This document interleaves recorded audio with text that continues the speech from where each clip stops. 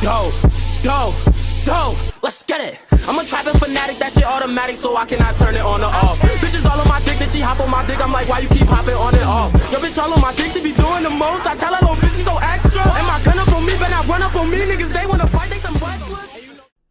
Two powerful people one day met up by chance. Both powerful villains in Japan. One was a man known as All For One, and another was a woman named Kaguya. These two somehow came forth with an amazing plan. All For One soon needed a successor, and Kaguya was willing to provide one. This all leads to the birth of Izuku, who was born with an immense strength and power that could rival any pro hero. His base quirks stemmed from his mother, as it was pretty evident through his red eyes and his use of chakra.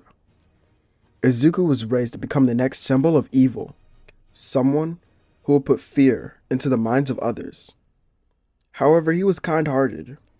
He often lashed out against his mother and father, rebelling against them. His father didn't mind it at all. He found it amusing, as it was often a challenge to brainwash his son. It was due to him already having many backup plans in the work that he found it so amusing. And one of them, well, that would soon be revealed in the future. Kaguya disciplined her son very often, as he would have small scars on his body, but they vanished in days because of his own healing factor. One day, his parents left him alone, as they went out to face down some pro heroes. Izuku saw this as his chance. He ran from his home, running past the guards that were there, escaping and not looking back. It's not as if any of them could catch him because of his speed. He knew his father might come looking for him, so he had to keep running and go as far away as possible. Luckily for him, he was a trained fighter, meaning his stamina was through the roof, even as a child. Izuku ran for days until he made it to another city that was heavily populated, and he began walking around. Morning was now here, and people were out in the streets, walking to their jobs and to schools. Izuku had never seen a city before, so all of this was breathtaking. But what now? Where could he go? He doesn't know anything of the outside world or anyone. Izuku became homeless for about a month before he was found by someone. There you are. Let's go clean you up. Izuku lifts his weak head slowly, seeing a man with a suit and glowing eyes. Izuku backs away further into the alleyway, not knowing if he could trust this man. Izuku's Sharingan becomes active once again as he looks all the way up to see a blonde man on the roof of the building looking down at him. Night Eye then thinks to himself, this kid's good. He already noticed All Might standing at the ready. We have to bring him with us, so let's try to convince him before we use force. Hey there, we're not going to hurt you. We just want you to come with us so we can protect you from people who do want to hurt you. Izuku nods and calms down, thinking rationally, and his eyes go back to their darker color as he walks with the man with glasses. They take him to the police station and clean him up before placing him in an interrogation room with a detective. All Might and Sir Night Eye would talk while watching through the glass.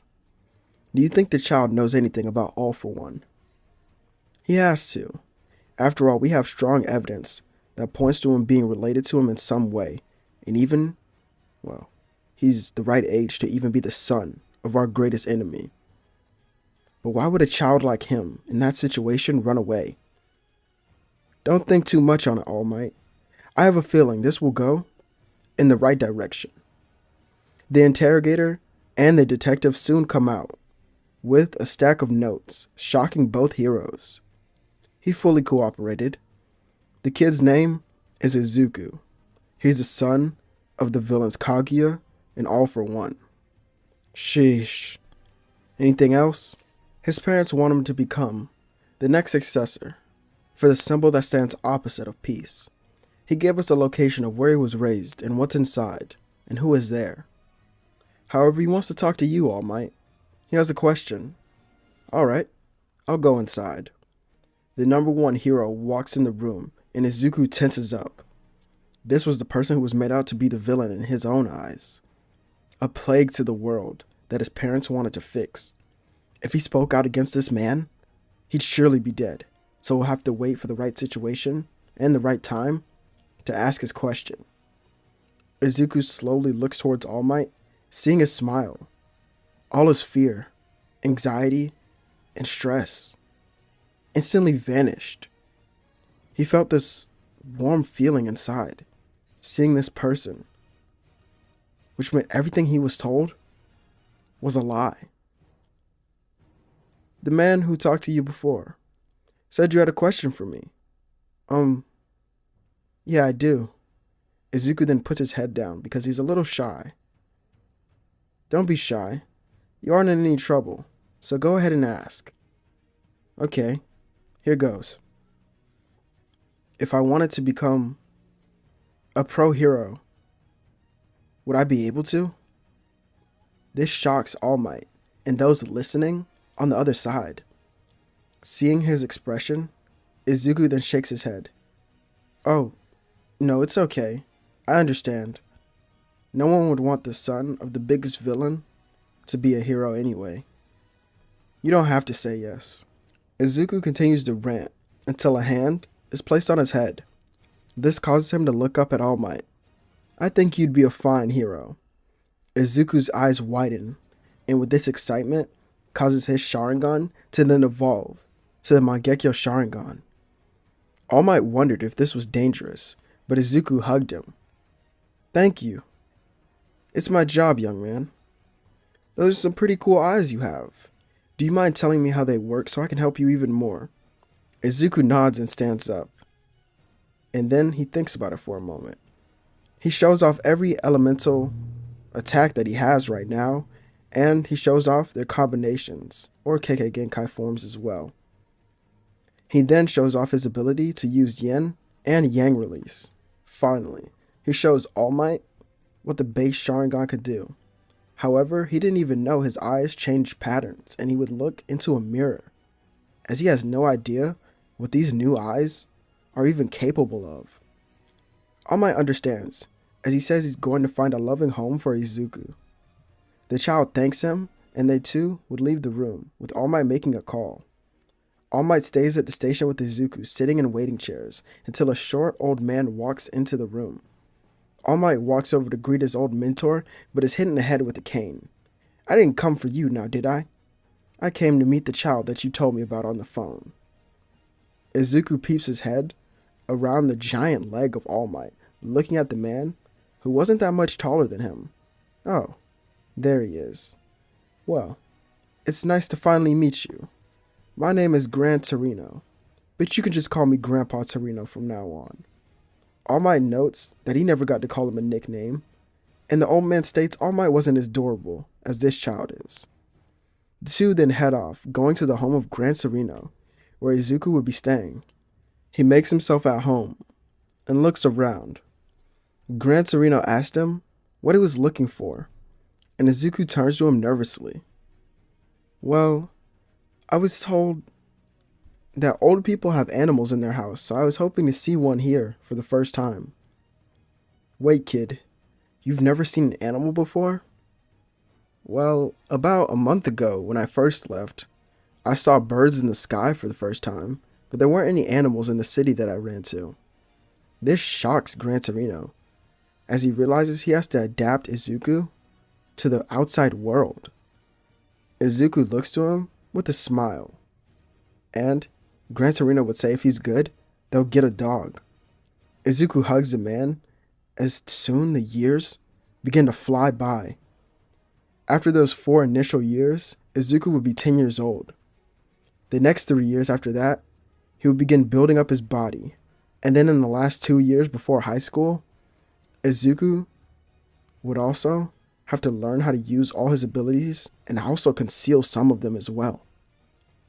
Here, he doesn't take the UA entrance exams because he's recommended to the school by 3 different pro heroes, with one of them being the number 1 hero, All Might. Speaking of All Might, Izuku sort of helped repair the bond between him and Sir Night-Eye, meaning Mirio was the one who got Well, All Might's quirk in this timeline. And All Might told Mirio of Izuku, and his successor promised to make the freshmen feel at home at UA. The first day of school arrives, and Izuku is dropped off by Gran Torino. Alright, try to fly under the radar. For the first few days, feel out the school. Smile a little, and make some friends. I'll be fine, Grandpa. There's no need to worry about me. I'm not worried about you. I'm worried about all the bullies at the school who might try to come near you. I won't fight them at all. I promise. Alright then. Me and Akamaru will be waiting for you when you come home. The dog in the car barks, and Izuku pets it, and the driver would speed off after. Izuku looks up at the school, and then his ID. So, I'm in class 1A. Wait a minute. Where's that going to be at? Izuku sees a girl walking in with brown hair, so he walks over to her. Hey, do you know where class 1A is? She smiles. Oh, you're in the same class as me. I don't know, but we can walk together. I'm Uraraka. Oh, I'm Izuku. The two smile and begin walking into the building until Izuku makes eye contact with someone. It wasn't really a full person either. It was a face in the wall. Mirio then steps through, introducing himself to the pair, as he would lead them to class 1A. And when they walk in, well, they notice how loud the class was.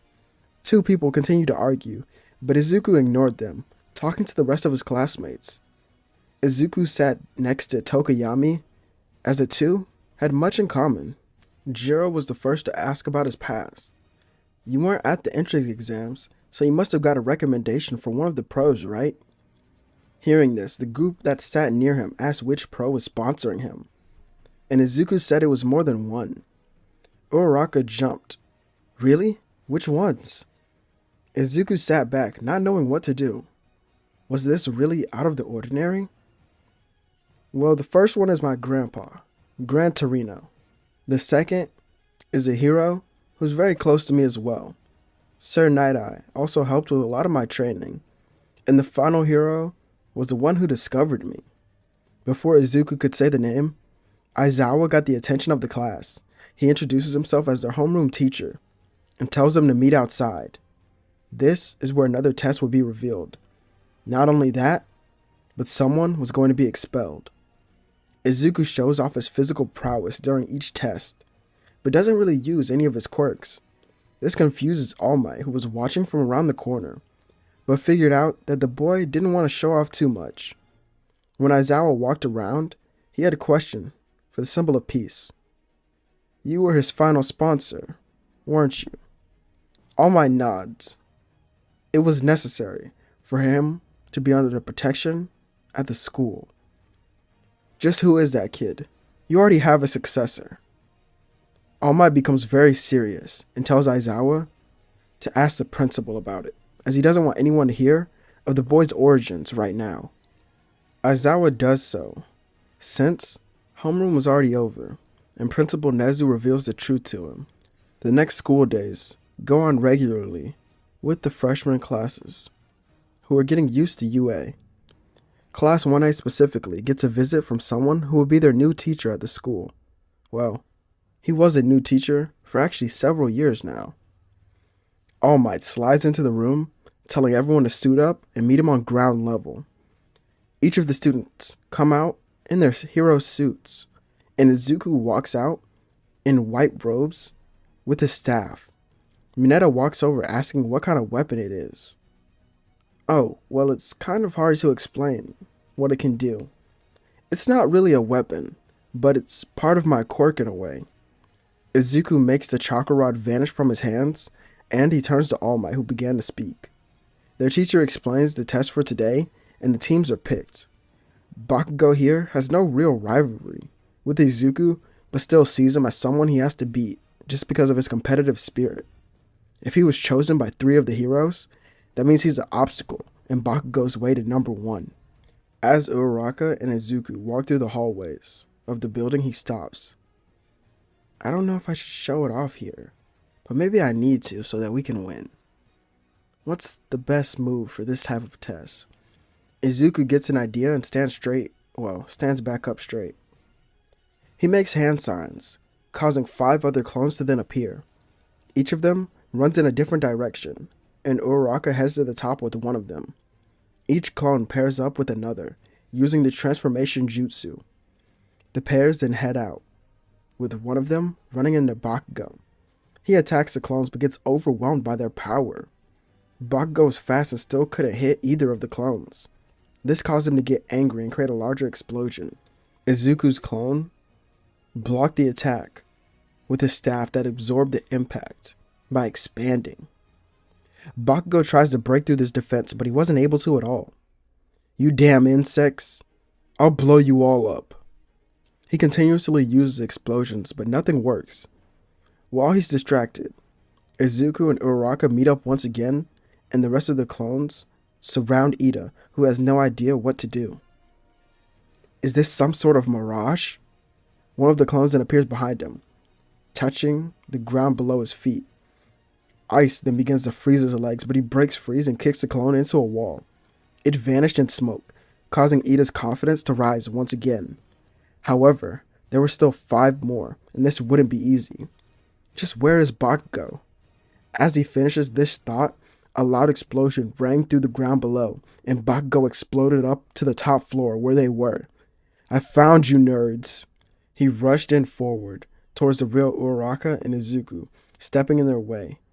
But he dodged his fist as he now stood behind Bakugo, and he knocked him out with one strike to the neck. Uraraka led the rest of the clones and overwhelmed Ida as she would be the one to secure the bomb. The two high-five as she says his clone quirk is pretty useful. Izuku smiles and nods. "Yeah, let's go with that." They all then return to the... They return to the surveillance room, where All Might goes over the battle with the rest of the students and what each team did good and what they did bad. Kaminari says Izuku's clone quirk is pretty unique, as he hasn't seen anyone else that could use their clones like that. Izuku thanks him, as later that day, he would be at lunch in his usual seat. He talked to Mirio for a bit, and then Mirio would go away to sit with the rest of the upperclassmen. Today is when Uraraka, Ida, Kaminari, Jiro, and Tokoyami sat with him. Ida complimented his quirk, but asked how he was able to make use of all those clones. Uraraka was also curious as well, as she didn't know how some of them turned into her. "Oh, well, it's kind of 2 moves I've developed." Izuku performs the hand signs and turns into Bakugo, and then reverts back to his original state with a smile. "I hate lying to people, so I'll tell you the truth. Making clones isn't my quirk. It's a technique derived from my original quirk, which is actually known as chakra." Jiro states she's heard of something called inner chakra within the bodies of all people, and Izuku nods. It's exactly like that, but only few can access it, well, like myself, and turn it into something. It requires immense discipline of the mind and heart. Without that, no technique can be developed. Before Izuku continues, the alarm goes off in the school and the students rush to another area that becomes crowded fast. Izuku performs hand signs and disappears from the group. After he figures out that it was just the news reporters, he uses the transformation jutsu. All Might appears in the hall, and all the students immediately calm down. All Might addresses the situation and then walks off. The students then return to the classroom and notice Izuku was the first one inside. Tokoyami sat in his seat behind him and asked him if that was him. Izuku only smiled and winked towards him. Aizawa returned to the class, telling them to vote on the class president and vice president. They still remain the same as Ida and Momo. The next day, the students of Class 1A head out for a field trip to the USJ for some rescue training. They get on the bus and Izuku looks out the window, admiring all the trees and birds on the outside world. Tsuyu would note this and talk to him. They're just trees. What could be so exciting? Oh, well, I guess you can't see what I can. They ask Izuku what he means, but he turns around as he reveals the Byakugan, as some of them thought he was going blind.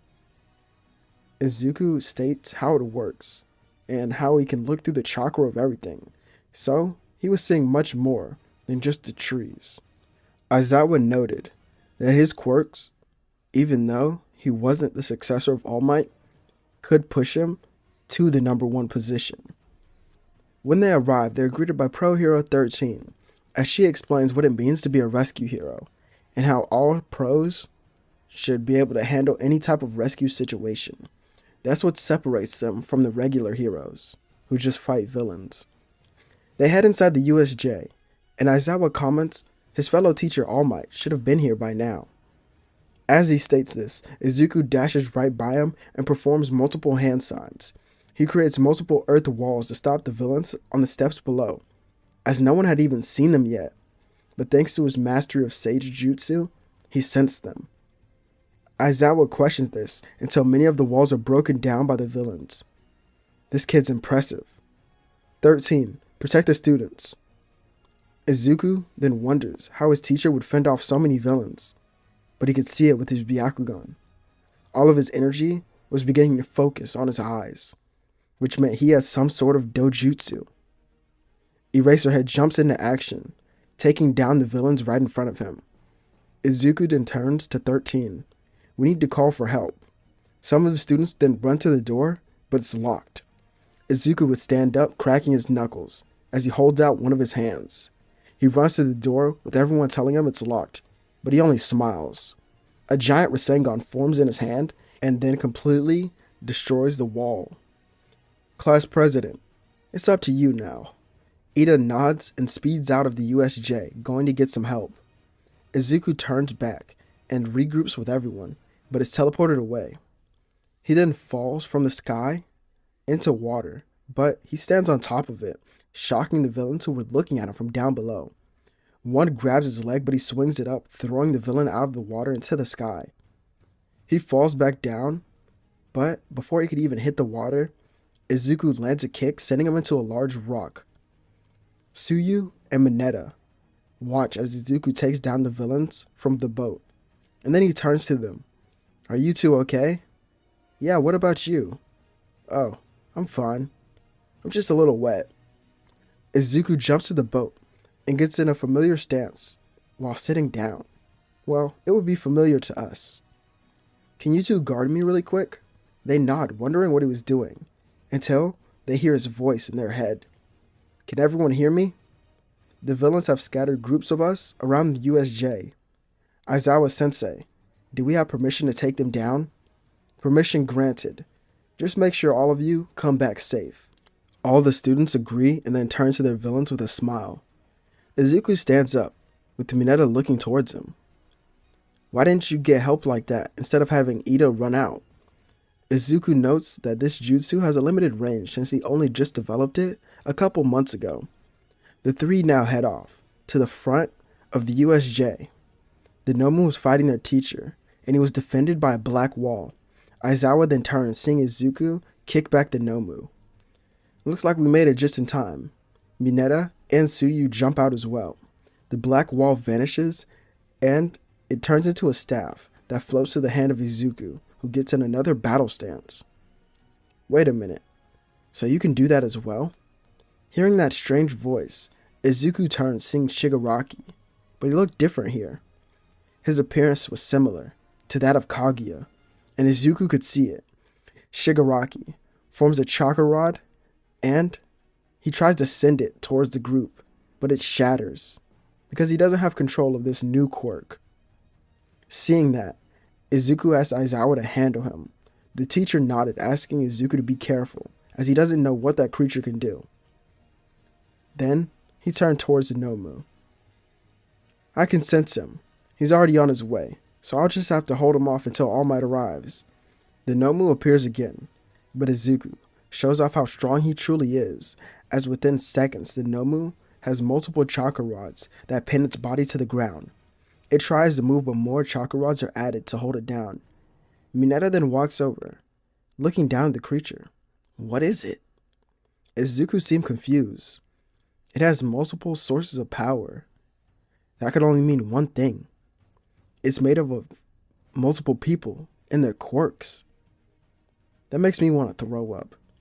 Izuku holds out his hand, gathering energy, wondering if he should put the creature out of its misery, but All Might would arrive, so he lets go of the blast.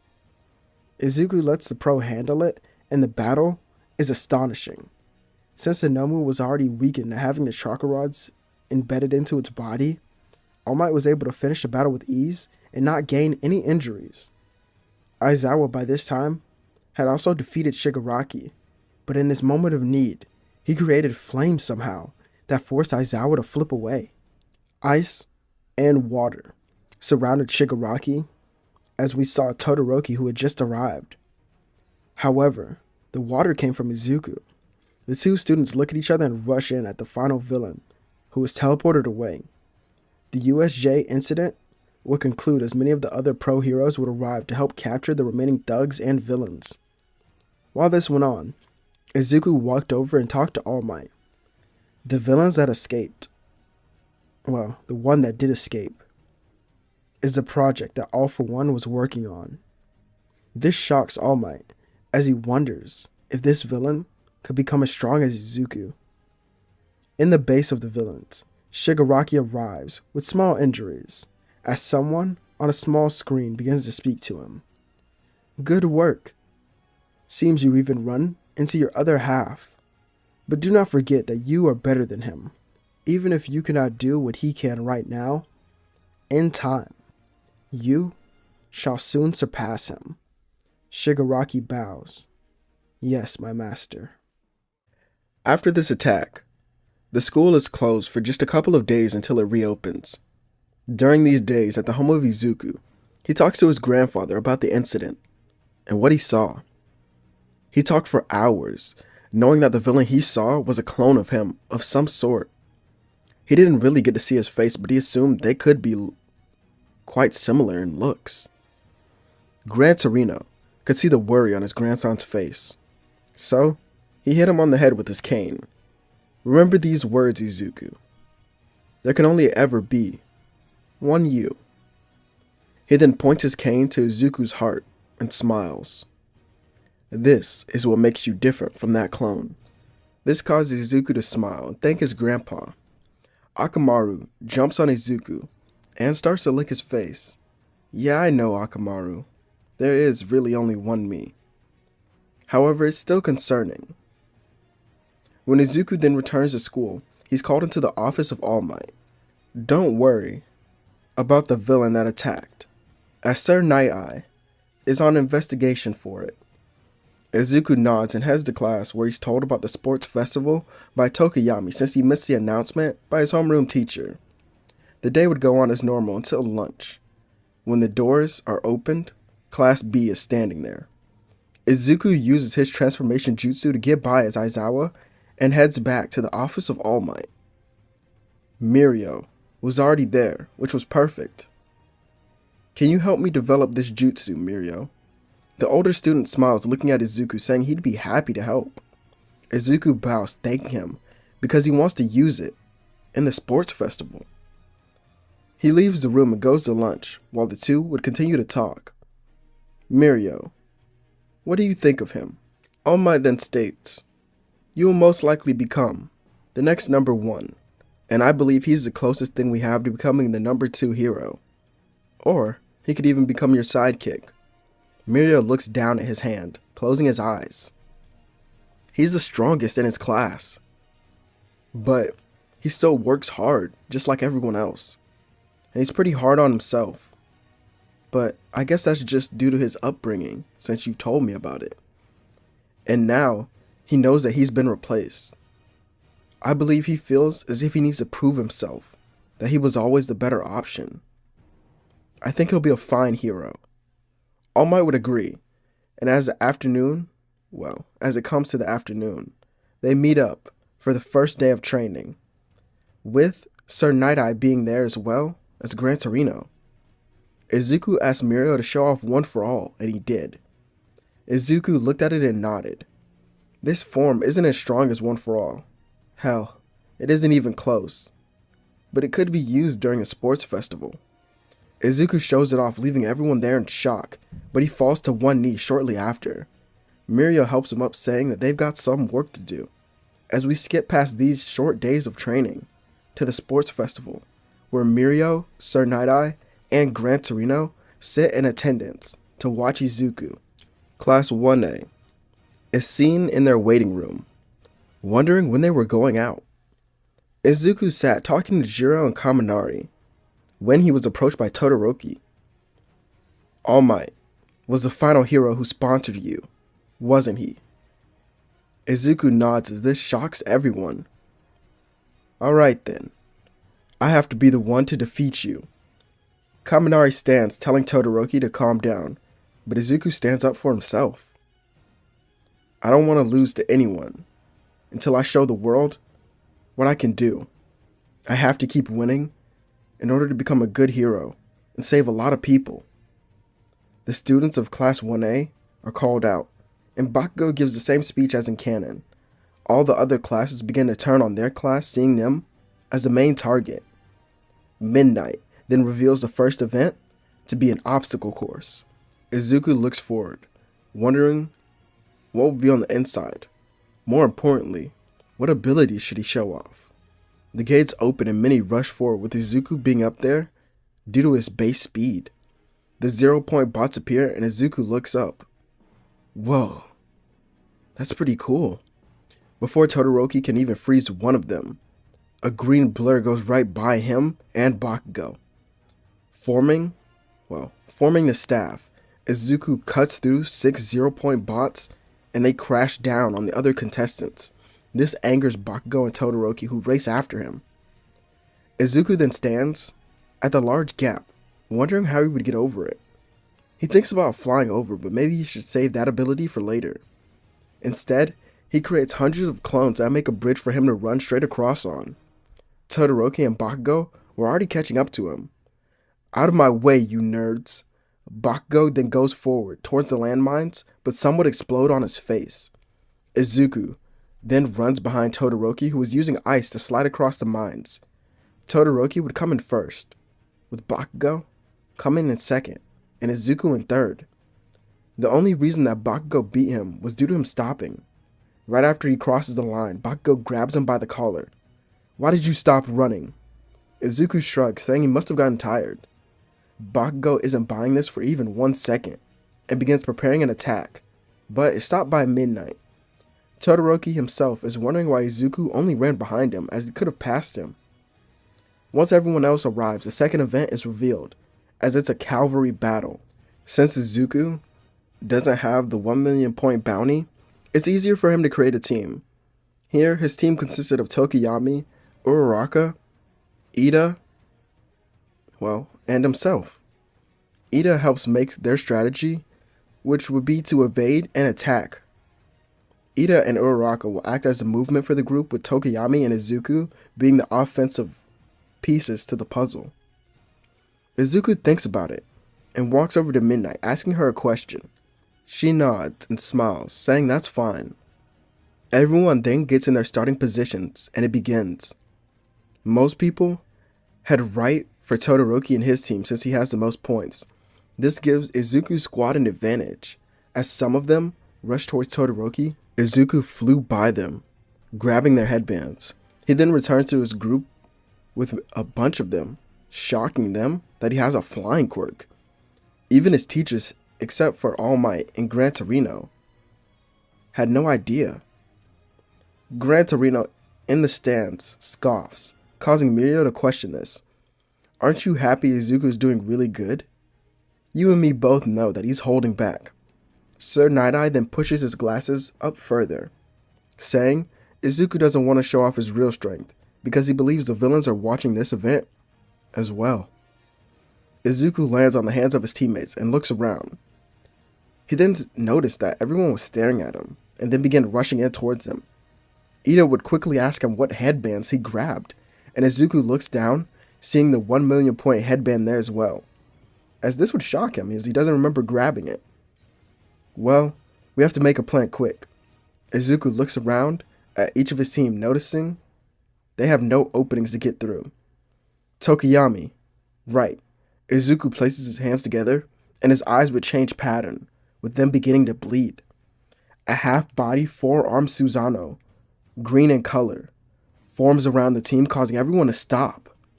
What is that? Bakugo rushes in using a large explosion, but a green shield would form, blocking the attack. Two blades then form in the other hands, and they are swung down. This causes the pros to intervene, but even they couldn't stop the attack, and everyone is sent flying. Izuku sees this and releases the Susanoo with his own team, not even knowing what to say. The stadium was so silent until Gran Torino stood up shouting, "You idiot, what did I tell you about using that ability?" But Gramps, it was an emergency. That's too damn bad. You should have thought of something else. He sits back down, folding his arms, and Izuku sighs. The people in the stands then ask the pro hero if he knows the kid who just won the cavalry battle. And Gran Torino says that's his grandson. All the people are in shock as they praise the boy for his mastery over multiple quirks, and after the heroes make sure everyone is okay, the sports festival goes on with the next event. This will be the tournament for first place. The matches are revealed as Izuku sees his name next to someone named Shinso. Ojiro would walk over, telling Izuku to be careful, as he has some sort of strange ability that controls the mind. Thanks for the heads up. Ojiro wishes Izuku luck as he walks off to his waiting room. Izuku walks out for his first match, with the fans roaring in the stands. He steps up to face Shinso and bows to him. Izuku looks forward at Shinso, who begins to use his quirk, but it has no effect. Shinso didn't know what to do, as he now rushed, throwing a punch. Izuku avoided it and activated the Byakugan. He closed off all of Shinso's chakra points, leaving his arms useless in this battle. Then, he pushed him out of the arena. It was a short battle, but an overall win for Izuku regardless. The second round match that he would have would be against Todoroki. Izuku leaves his own waiting room and runs into Endeavor. He bows to the number 2 hero and asked him what it's like to be a hero from his perspective. Endeavor humors his question by giving Izuku some solid advice and even compliments him on his mastery of some of his quirks. The number 2 hero then walks off, telling Izuku that he's not going to win. Izuku would enter the arena where Todoroki was waiting. "I'm going to win this tournament and become the next number 1 hero." Izuku would only nod to Todoroki's statement and summons his staff. His main quirk is ice, but using the Byakugan, I can see there's another power dormant in his body. If he is the son of Endeavor, it's possible he could have another quirk, which was based on fire, but it would also make perfect sense for him to have one. Should I end this battle fast, or should I let this one build up? Izuku dodges the ice sent his way, flipping into the air, and makes eye contact with Todoroki. You can't hide in the sky. Todoroki lifts his arm, causing a mountain of ice to head towards his opponent. Izuku vanished from that spot and punched Todoroki in the side, sending him flying. No one even knew he could move this fast besides Gran Torino and All Might. Todoroki is almost sent out of the arena, but is able to stop himself with his ice quirk. What was that? I've watched him fight a couple of times now, but I've never seen anyone, especially him, have a speed like that. As this thought finished, Izuku appeared right behind Todoroki. He could barely see him coming and narrowly avoids a fatal blow to the ribs by blocking it with his arm. It still pushes him to the other side of the arena, and Izuku stands straight back up, looking at his hand, and then closes it to a fist. Good, it worked. I wonder how long my body can keep up though. Izuku would look back at Todoroki, who was in complete shock. He didn't know if he could attack, or if his ice would even be able to reach him, especially at that speed. Izuku would then step forward, seeing the buildup of his second quirk inside of him, as he prepared himself for the flames. Todoroki then stopped himself, saying he doesn't need to borrow the power of his old man. Izuku then asked him why he stopped. I don't need his power to win. Oh, okay. Well, what if using both your powers in the future as a pro could help more people, would you utilize them then? Izuku activates the 3 Tomoe Sharingan, placing Todoroki in a genjutsu like no other. He saw his future as a pro, with his flames and his ice working together. This quirk was his own. Both of them were. Even if they were gifted to him by a terrible past, they are still his own, and he can choose how he wants to use them. Todoroki was seen with his head down, and some tears would drop onto the floor of the arena. He would lift his head, now with determination in his eyes. Flames exploded from one side of the arena, and ice did from the other. Endeavor became so excited that he ran down to get a closer look. Good work, Shoto. Now end this battle with my power. Your power. If I'm not mistaken, both of these quirks were always mine for the taking, and now I finally see that. Todoroki vanished and used his ice to skate behind Izuku. He then used both his flames and ice, but the attack is blocked by a chakra staff. That's more like it. But I want this fight. Well, I want to make sure we get a lot of attention from this fight from all the pros. Are you in? Todoroki would nod as each of them jumps to a side of the arena. Todoroki's flames and ice were building up, and Izuku lowered his stance and closed his fist. Well, I guess it's now or never to go all out. Gates open. After shouting this, his chakra becomes visible to the world. He gains a green aura around his body and dashes at Todoroki. The flames and ice make it hard for Izuku to get close, so he's forced to evade them and destroy the ice. This caused the crowd to go crazy while watching, with many standing out of their seats to cheer. The battle seems to be closing as each fighter channels their energy into a final attack. The flames and ice rush forward with Izuku jumping towards them, pulling his fist back. Multiple pro heroes have to jump into action to make sure the kids don't kill each other. Todoroki was then seen being overwhelmed, but then he saw Izuku standing in front of him. His chakra staff expanded to block the damage, but he would also send Todoroki flying into the back wall. He then poofs in the smoke, revealing he was a clone, and the dust settles to see the arena completely destroyed. Izuku was still in it though, and was seen standing in the center of it, with his shirt torn to shreds, but his fists raised to the sky, like All Might. Cheers once again erupt from the silence as President Mike declares Izuku the winner of this match. The matches for the second round remain the same, leading into the semifinals, with the first match being Izuku versus Ida. Ida already knows that his speed won't be his best weapon in this fight. It'll be his brain. The match begins and Izuku rushes forward towards Ida. His opponent dashed away to dodge, but Izuku was right behind him. He lands a powerful strike to his ribcage, knocking the wind out of Ida. Izuku then jumps in the air and performs hand signs. A giant ball of fire is seen heading down towards the entire stadium. Ida has nowhere to run, and he has nothing that he can do. So he's hit by these flames and scorch marks are left on his entire body. Izuku is then declared the winner because Ida isn't able to keep going, but he walks over to Ida. He was already knocked out, so instead, he just heals him, and he would wake up. Now, he would go into the waiting room to wait for his final opponent. Soon, it was announced to be Bakugo. Each fighter sat in their rooms with one thing on their mind: victory. Izuku walked out with his head held high, and he wondered if he should go all out here. No, I want to win with my skills, not just my abilities. I'm going to show everyone watching I'm the best hand-to-hand fighter in the freshman class. Izuku activated the Byakugan in one eye and the 3 Tomoe Sharingan in the other.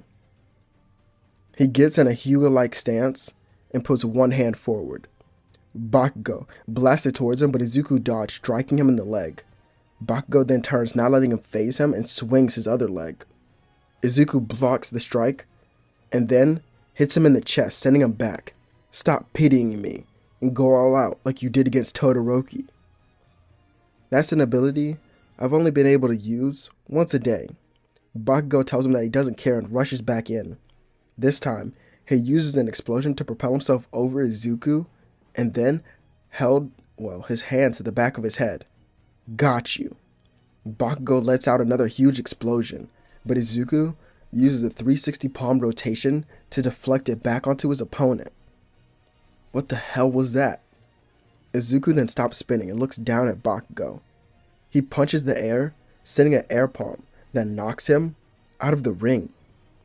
Izuku is the winner of the sports festival, and he did so without even being touched. Awards are presented by the #1 hero, and news reporters soon flock towards many of the students, giving them interviews. A woman would ask Izuku about his fight with Todoroki and the quirk that he used during it. He explains it's something he created while watching film of All Might to pay respects to the #1 hero.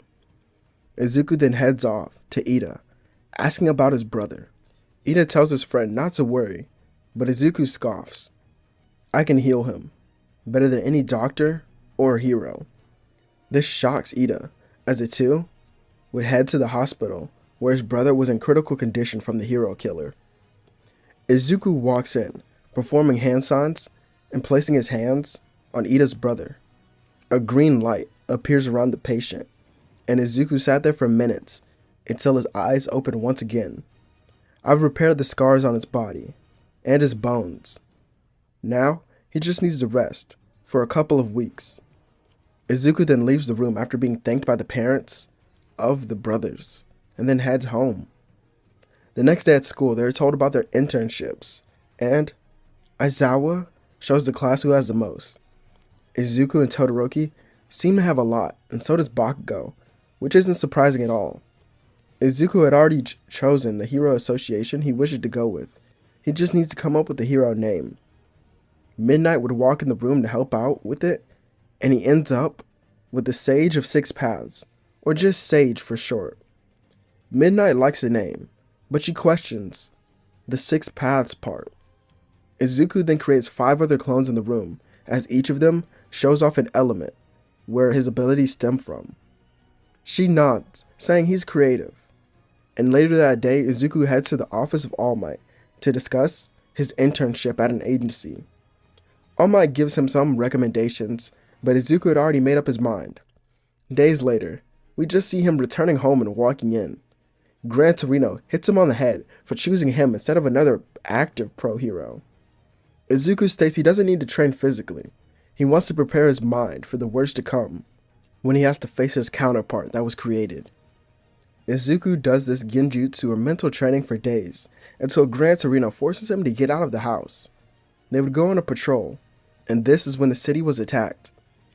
Izuku sees a Nomu and rushes in tackling it before it could crash into a train cart. Izuku doesn't hesitate and holds his hands over the creature. His eyes change to their Mangekyo form, and he burns it to nothing but ash with his black flames. Izuku gets back up and looks around the city, seeing people in trouble. He would dash to another part of the city, and Endeavor watched as the Nomu grabbed a woman and began to fly off, but it was kicked to the ground and burned by Izuku. Hey Endeavor, I know where the hero killer is. You mind heading that way? I'll take care of things here. Endeavor nods to the young hero, and Shoto follows his father after getting the instructions from Izuku. Izuku looks at the area and creates hundreds of clones that do every job possible. Shigaraki stood far away, watching all of this unfold and also cursing Izuku. Say it to my face then.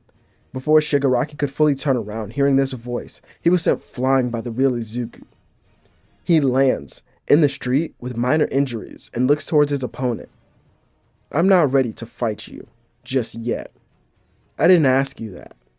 Since my father created you as a replacement, I'll make sure you get the rest that you deserve. Shigaraki slams his hands to the ground, destroying everything. But Izuku walks right through it and punches Shigaraki in the face. And he kicks him in the stomach.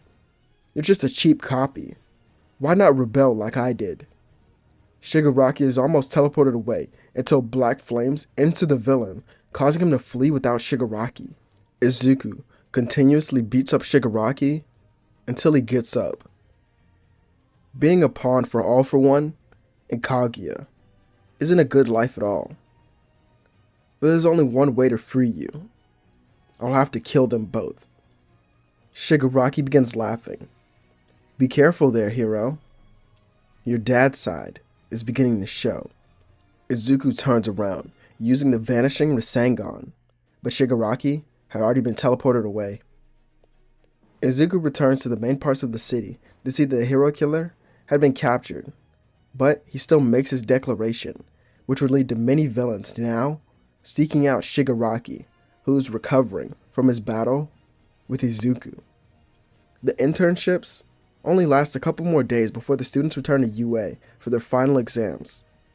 Here, the ones to face against All Might were Todoroki and Izuku. The two head into the fake city, running right towards the exit.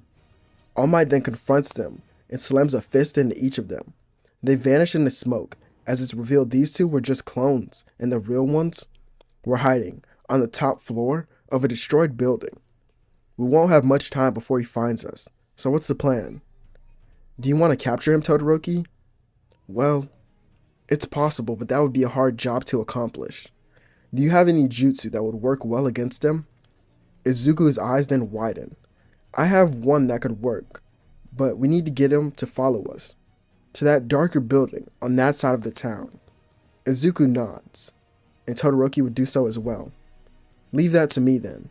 The two would split up, with Izuku sending multiple clones to help out Shigaraki. All Might attacks the group, but Todoroki uses his ice to escape. Very creative, young hero, but it won't be enough to get away from me. Todoroki has to continuously dodge attacks from All Might. The number one hero then finally lands a strike that sends Todoroki through multiple buildings. He confronts his student, saying that he doesn't pass, but Todoroki smirks. All Might is then frozen in position. He has enough strength to turn his head as he sees the glowing red eyes of Izuku all around the room. Well, what a surprise. You two pass. Izuku releases the Shadow Possession Jutsu and walks to Todoroki.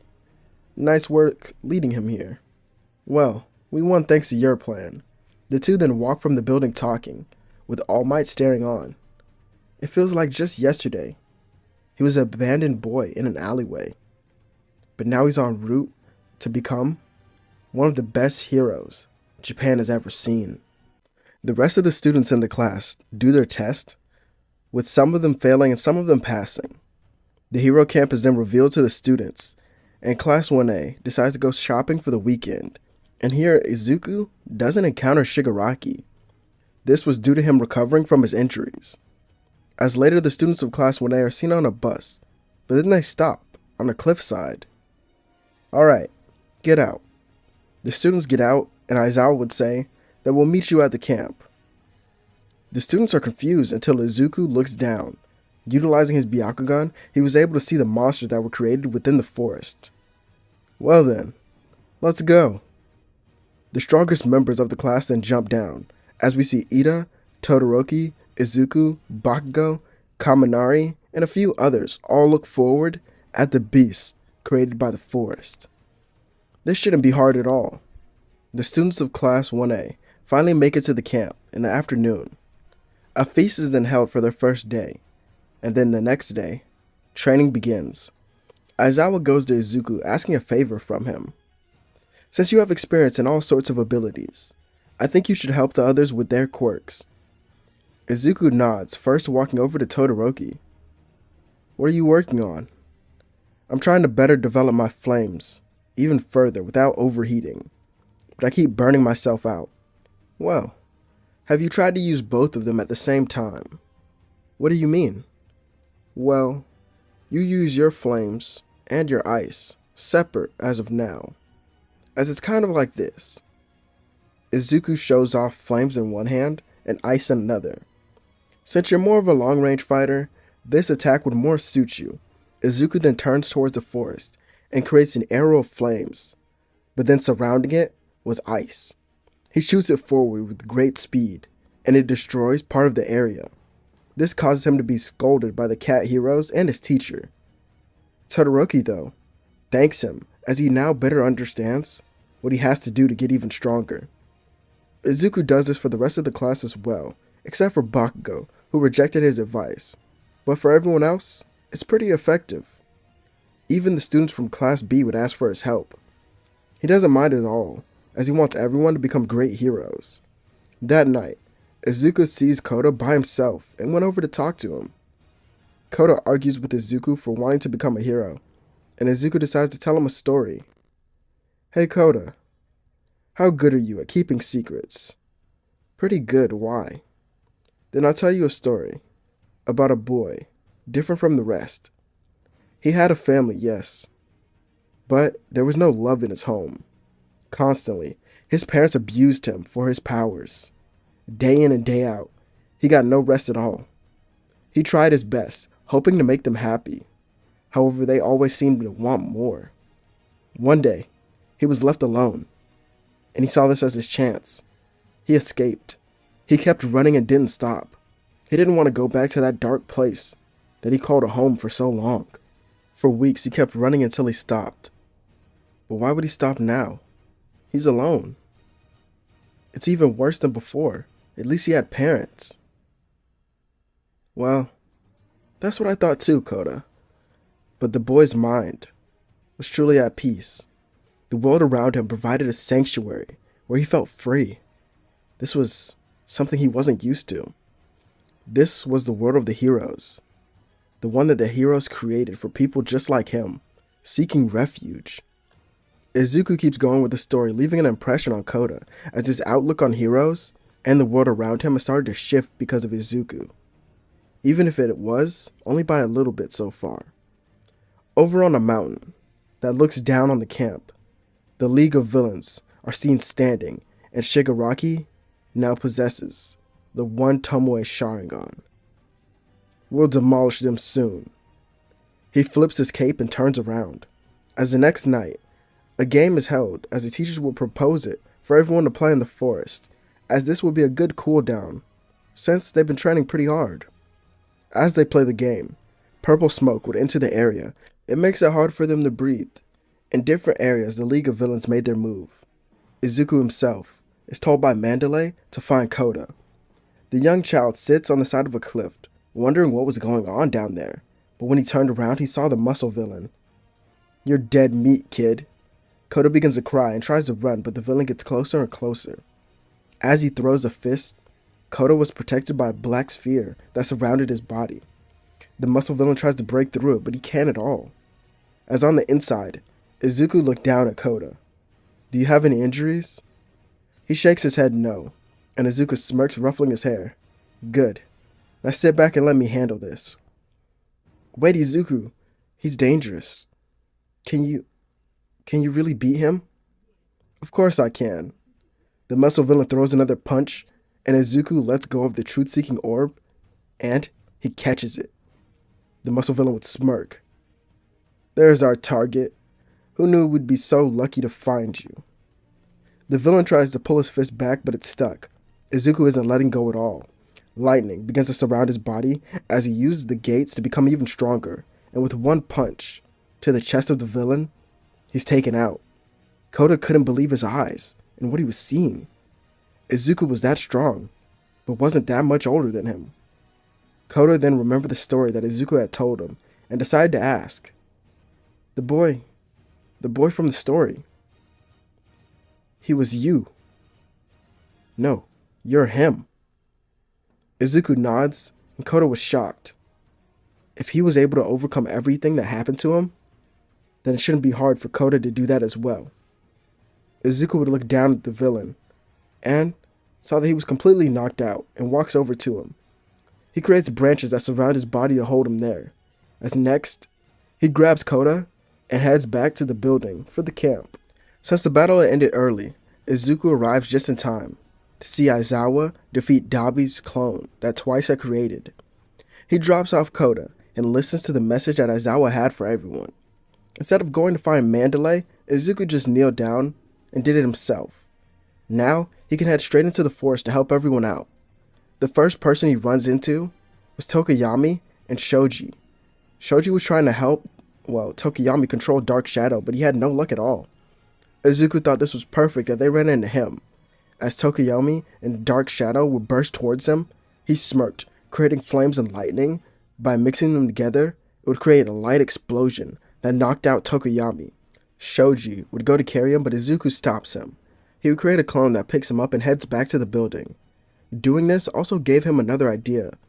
Instead of just making one, he makes several that goes out to help each group that was separated right now. The real Izuku is led by Shoji as they would find Bakugo and Todoroki, facing a villain with sharp teeth. Izuku jumps in the air and with an air palm. The teeth are shattered. The villain crashes down to the ground and Izuku looks at Todoroki and Bakugo.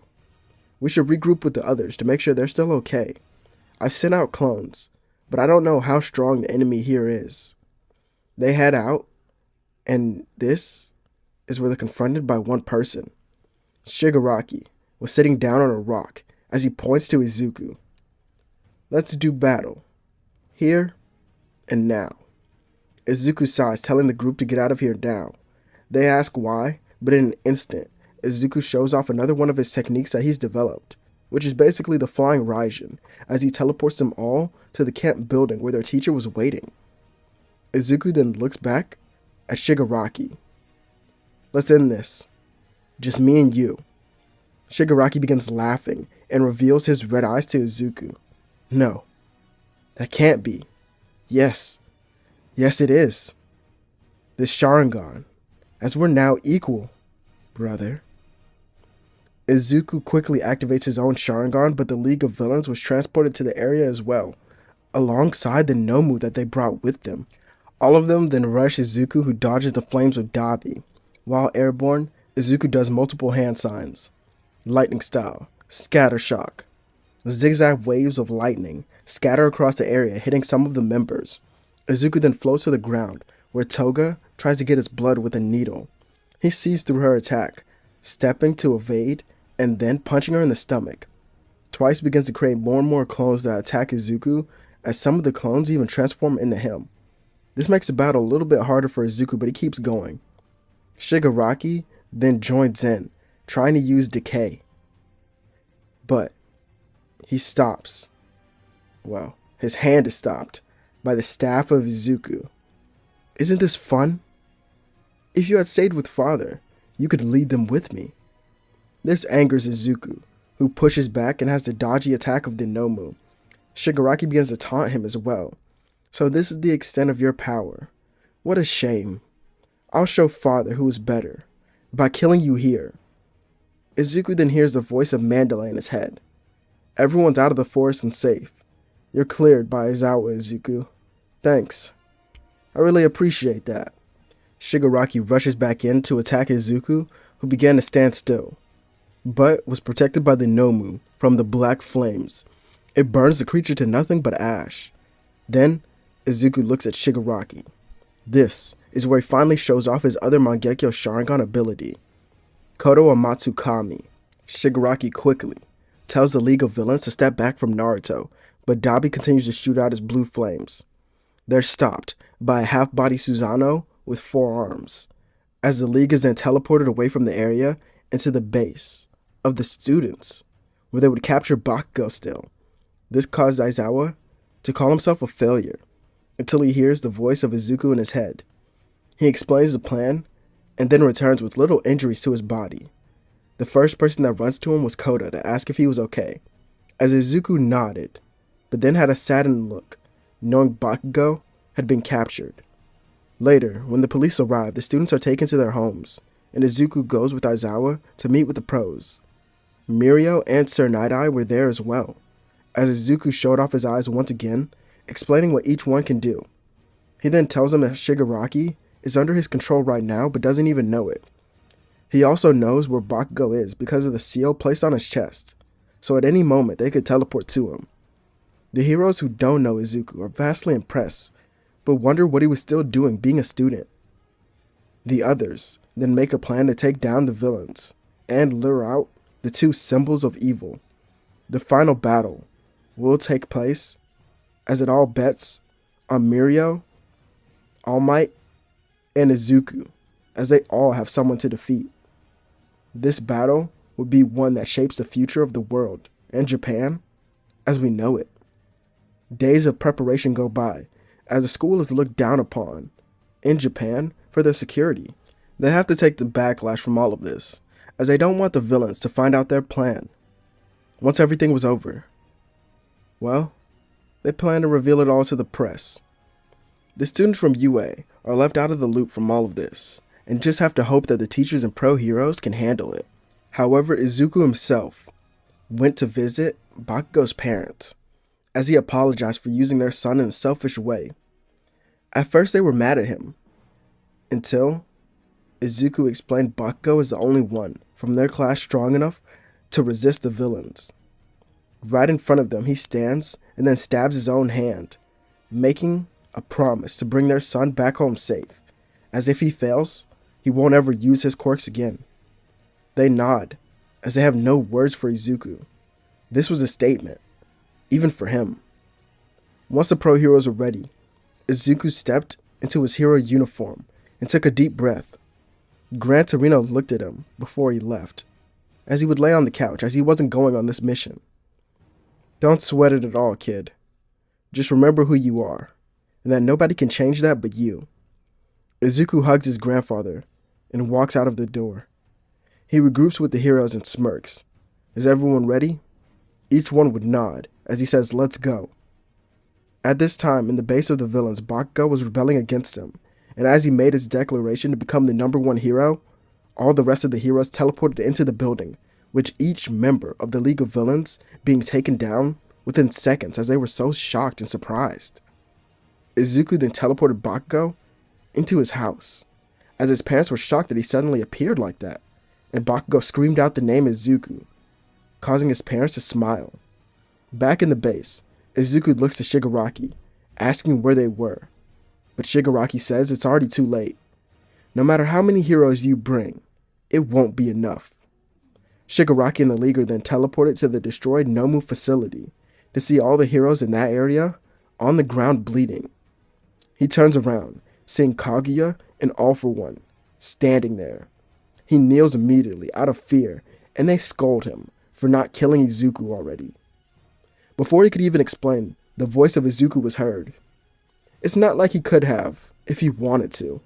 Shigaraki turns, seeing All Might, Izuku, and Mirio. In a second, Izuku kicks away Kaguya, and All Might sends All For One flying. These two separate battles then begin, as we focus more on Izuku versus Kaguya. She sends multiple chakra rods at him, saying he was a disappointment. He dodges each one of them, and then grabs her using Earth Release before burning her with flames. She walks it off as if nothing had happened until Izuku uppercuts her into the air. Why, you arrogant little... She creates pillars of each element, sending them down at Izuku. He dodges each one of them once again and looks to her. He then flies into the air and begins to utilize Scorch Release. This burns off part of her robes as she's forced to evade. Good. This is progress. If she's evading, that means she's scared to get hit by my attacks now. So let's up the power. Izuku used the gates at their full potential, with his aura now turning white instead of green. Kaguya was stunned, as she didn't even have access to this type of ability, and Izuku lands a flurry of strikes that she wasn't able to dodge, and he even broke her right arm. She stabs Izuku in his shoulder, but he keeps going. Nothing was going to stop him from winning this battle. They start to fight on the ground once again, but now Shigaraki was helping out his adoptive mother. Izuku dodges Shigaraki's attacks quickly, and then slams a chakra rod into his arm, pushing it to the ground, which would pin him there. He then dodges more attacks from Kaguya. You won't be able to kill me, my son. I'm immortal. Is that so? Don't you think I would have planned for that? Kaguya was shocked, but then began to use her own dojutsu to see what Izuku was planning. However, it was already too late. Izuku outstretched both his hands, which now had a strange moon and sun seal on them. She tried to float above and fly up quickly, but couldn't, as this made no sense to her at all, until she looked down, seeing Shigaraki use decay on her body, making her incredibly weaker as her skin began to crack. Shigaraki himself had no idea why he did this either, but then He placed his hand on his own face using the ability. It was already over for them. Izuku's eyes then develops one final time in these moments, revealing the Rinnegan to them. He uses planetary devastation to then seal them with chakra rods embedded into their bodies as they were already decaying. As this large rock floats up higher and higher, it becomes even larger. And then eventually, a new moon is seen in the sky. Izuku would turn back to see All Might using everything he has, and then Mirio as well, to defeat All for One. Izuku walks over, standing over his father, placing a hand on his chest. His powers are then separated from him into multiple pieces that Izuku uses to create animals, as this is how the tail beasts are created, which severely weakens All for One.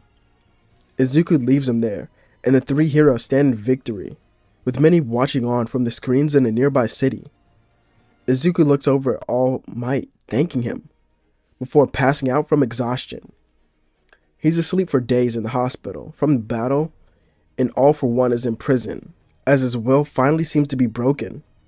Izuku wakes up to see all the tail beasts around him, as well as Gran Torino. He sits with them, all gaining a smile. Gran Torino congratulates his grandson on his victory, but wished he did it in a different way. Izuku would ask what he means, and Gran Torino opened the window, reminding him what he did. Izuku looked out to see two moons in the night sky, as this did have an effect on the Earth, but the two moons sort of negated each other. But there wasn't too many calamities that happened because of it. His grandfather also explains that he missed the hero licensing exam. Izuku scoffs, but his grandfather then hands him one anyway.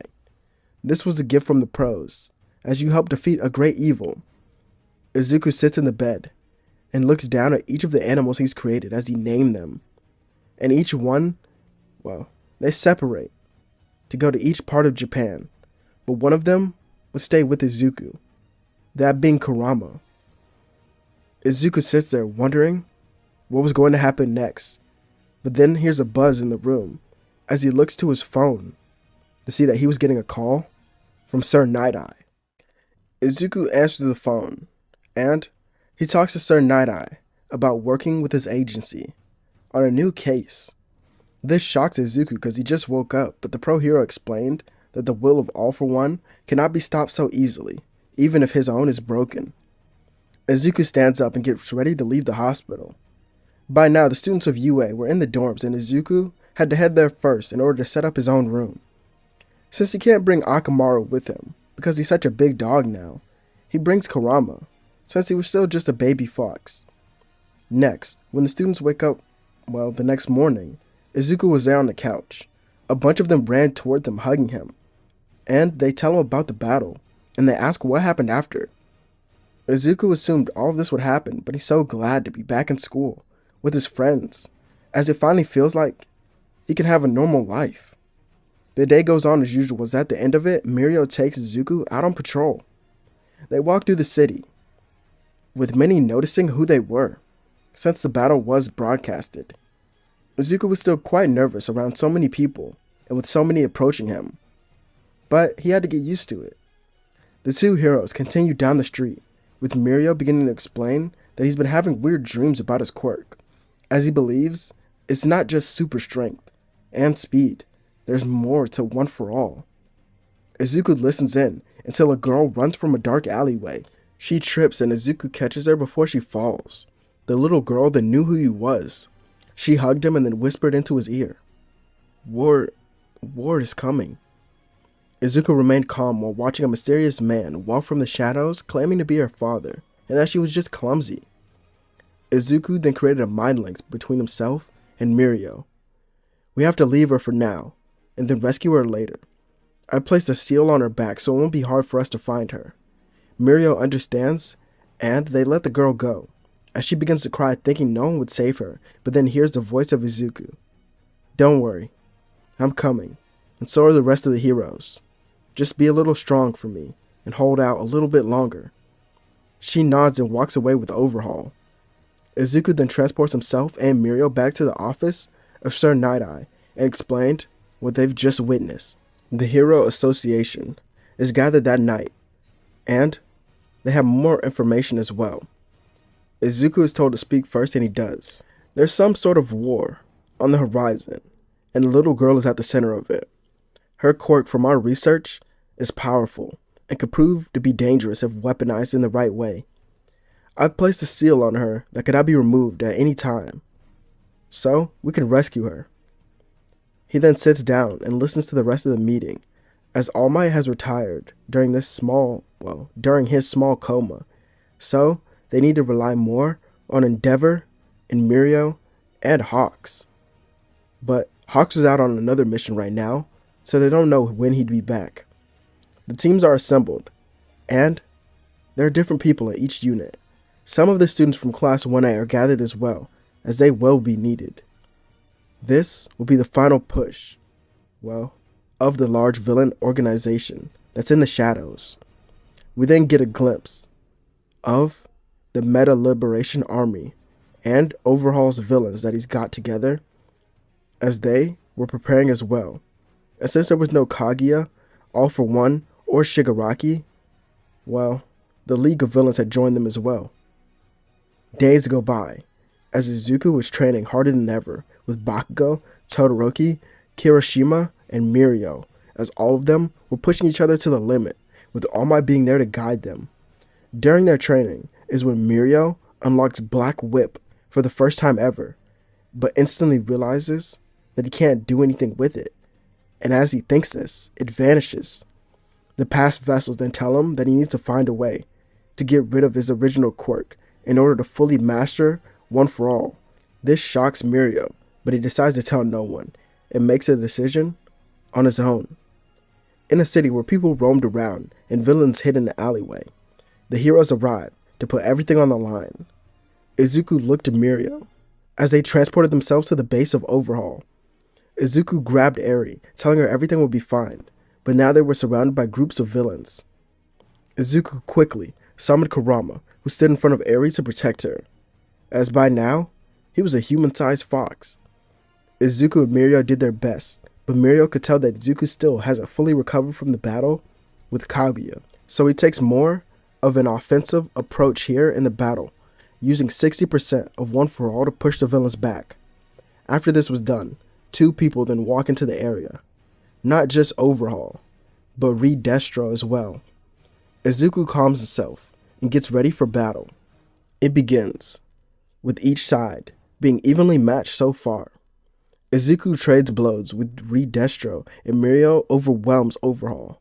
Everything was going good until Overhaul shot a bullet at Eri. Kurama got in the way to protect her, but Izuku knows that it would kill Kurama since he's basically made of a quirk, so he teleported himself in the way to shield both of them. He's already accomplished his goal, so it doesn't matter if his quirk vanishes, as he has faith in the Hero Association. Izuku then turns around, shocked to see that Mirio was on the ground, as he was the one who got shot. Izuku creates a wall of earth in front of them and then teleports them away from the area. He asks Mirio why he did that, but he gives no answer. Izuku doesn't know what to do, as he asks Mirio quickly which quirk was taken from him. But Mirio doesn't know, until lightning begins to surge around his body once again, but now is even stronger than before, and he couldn't phase through the ground, or fall through it. He's saddened that his original quirk is gone, but he knows it's for the best. Izuku leaves Mirio with Eri and Kurama, and he heads back to face the villain leaders alone. However, when he arrives, they were gone. So, instead, he entered the main battlefield to see Todoroki and Endeavor battling Dabi. The flames from this skirmish were so intense that Izuku was forced to put a barrier around them, so not to harm anyone else. Next, he heads to go fight someone else, as he does his best to support as many heroes as he can.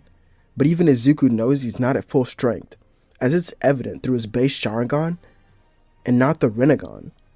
This causes him to hang back for the first parts of the war, and the first day ends with the victory of the heroes, as they did rescue Eri. Yet, they still haven't found the leaders of this operation. As later in the day, Izuku goes to check on Mirio, but All Might and Sir Night-Eye were there as well. He explained to them why he did it, as now he had access to even more of One for All. Black Whip came natural to him since he wanted to protect more than anything, and danger sense, well, that was a given as well. All Might told him not to push himself since All for One was still in their custody. Hearing this utterly shocked Izuku, who quickly asked where they were, keeping All for One. All Might told him the location and he went there immediately. He gets down, walking through many doors, and then he sees him. "Hello, father." "Well, isn't that a surprise? My son has finally come to greet me, after killing his own mother and brother. He was not my brother. Call him what you want, but he was your brother. Now free me, my son. Together, we can still rule this world." "Sorry, but I can't do that. If anything, I've come to tell you that once this war is over, I'm coming back to finish the job and kill you, as nothing's going to stop me." Izuku stands up leaving, but hears the words of his father. "Deny it all you want, but that statement alone shows me that the apple does not fall too far from the tree." Izuku then walks off while listening to the final words. "You're just like me, my son. Soon, you'll be bored of this world as well, and want to change from it." Izuku shakes his head and leaves the room. A couple days go by, as he can finally fully recover to full strength while the war was going on. But he hated it because he had to sit out for a lot of the battles. As they have now found the location of Redestro and Overhaul, Izuku says he's going, and he takes Todoroki, who just recovered from his battle with his brother, and Bakugo, who doesn't have any injuries. They meet up with Mirio and Sir Night-Eye as they now head to the office of the building. Redestro and Overhaul were looking down on everyone, and they were smiling. "It will soon all be ours. Doesn't that feel great, Overhaul?" "Yeah, but we still don't know where All for One is. Patience. We will find our true leader in time." As he finished his statement, an explosion went off in the distance from the building, and the two of them, well, they could see it. Hawks, Endeavor, Todoroki, Izuku, Bakugo, and Mirio standing there. Izuku would slam down a flag with his seal on it as the entire hero organization is teleported to this remote city as well. Izuku, Hawks, and Mirio take to the skies and get a good look at the area and see the numbers of the villains. They're thinning out. Izuku heads right for Overhaul, since he could sense him. Mirio and Izuku crash into the building looking at them. "Sorry to keep you two waiting." Overhaul moves his hand, but is sent flying through the glass window by Mirio. As he was gliding through the air, Mirio appeared above him and grabbed him with Black Whip, pulling him into another punch. Before Overhaul could even hit the ground, Mirio appeared right there, but quickly he turned, grabbing the ground, turning it into spikes. But he was met with smoke. A smoke screen. Mirio then pulled back his fist one final time, as he lands a barrage of punches that completely obliterates Overhaul. Mirio then looks down at his unconscious body, thanking him. "If not for you, I wouldn't have been able to become this strong. So I guess I owe it to you." Back with Izuku, he stood in front of Redestro, who gained size quickly from his stress. Izuku opened his eyes, now revealing the Rinnegan once again as he held out his hand. "I've lost patience for this constant bloodshed. I'm going to end this now. Almighty push." Every building around the two of them was then completely destroyed, and the villain himself just barely survived. This even marked the end of the warring period of Japan, as the heroes have come out victorious, but not without some scars from battle. Years do pass, as we see a graduated Izuku jumping from building to building. A robbery was going on in Hosu City, and he was chasing after them. Izuku jumped down from the building, stopping them, and he was interviewed by a reporter. After this, he heads somewhere else. He walks into a heavily guarded building, seeing All Might and Sir Night-Eye there. "Are you sure you wish to do this?" "Yes, It must be done for me to finally achieve my goal. I've promised this not to myself, but for the hundreds that he's killed, even your mentors. And his sentence, well, it's already been decided by Japan as a death sentence. So, I believe I should be the one to do it. Izuku walks down through multiple security gates and sees All For One in a jacket, making him unable to move. It's been a while, my son. Yeah, it has. To the shock of All For One, Izuku heals his face, giving him sight for one final time, and his hair would return as well. Izuku sits down in front of him as he talks about his life for hours and all the pain that All For One has caused him.